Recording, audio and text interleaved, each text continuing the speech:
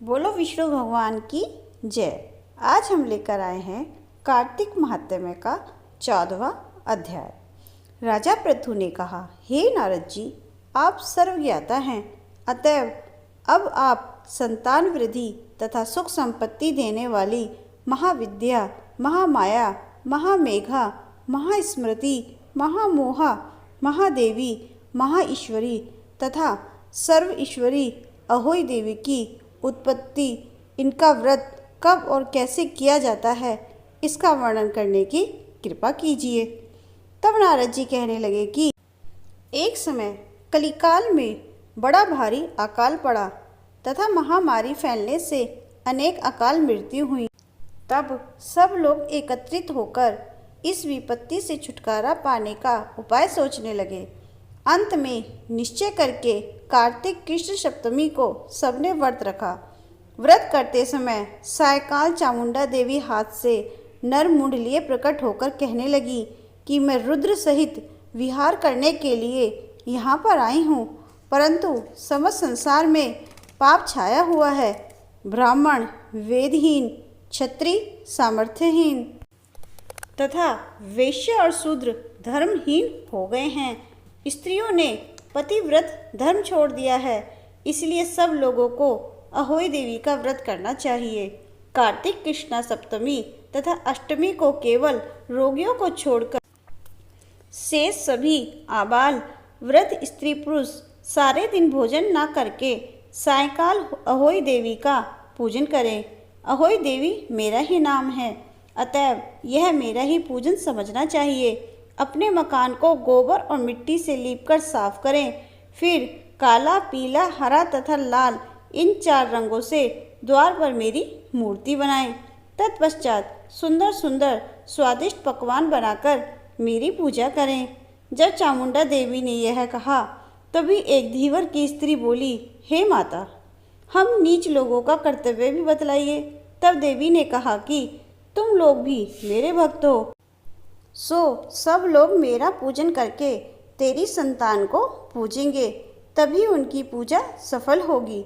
मेरी पूजा के बाद कुम्हारिन तथा मालिन की भी पूजा होगी। इतना कहकर देवी अंतर्ध्यान हो गई।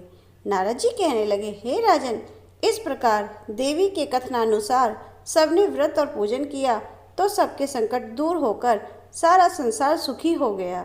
राजा पृथु ने नारद जी से पूछा कि हे मुने, कार्तिक मास तथा एकादशी तिथि श्रेष्ठ क्यों मानी गई हैं?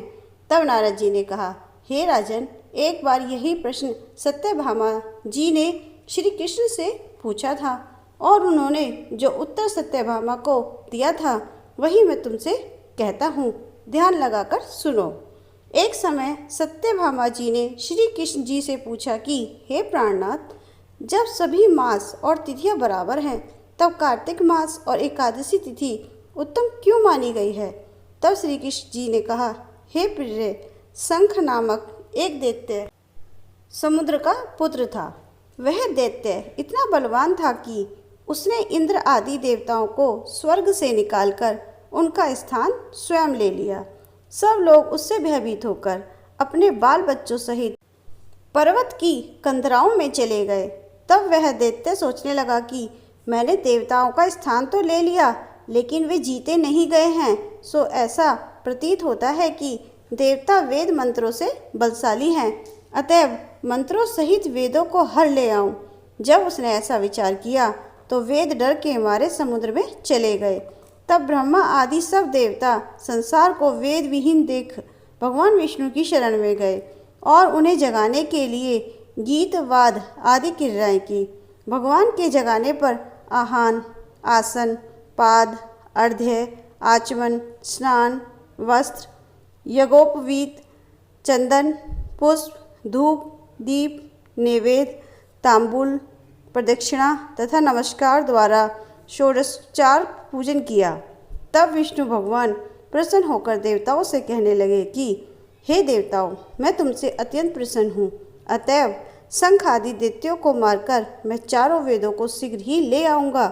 परंतु आज से वेद बीज मंत्रों सहित कार्तिक मास में जल में निवास करेंगे। अतएव कार्तिक के महीने में जो जल में स्नान करेगा उसको यज्ञ के समान फल प्राप्त होगा और उसके समस्त विघ्न दूर हो जाएंगे।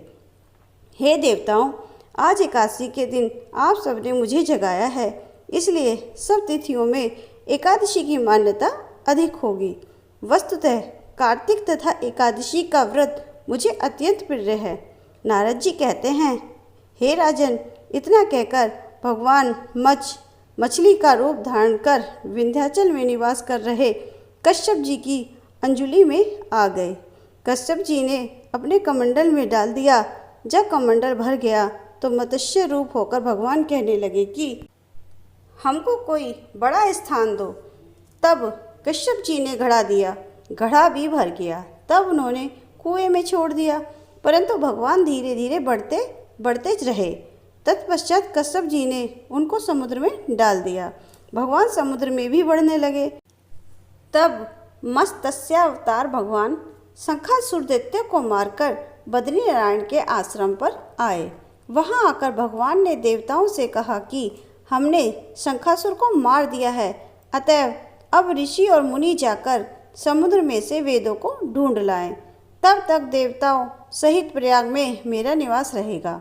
तब ऋषियों ने अपने तपोबल द्वारा समुद्र में से वेदों के 6 अंग छंद, व्याकरण, कोश, वैदक, ज्योतिष तथा स्मृति को ढूंढ निकाला।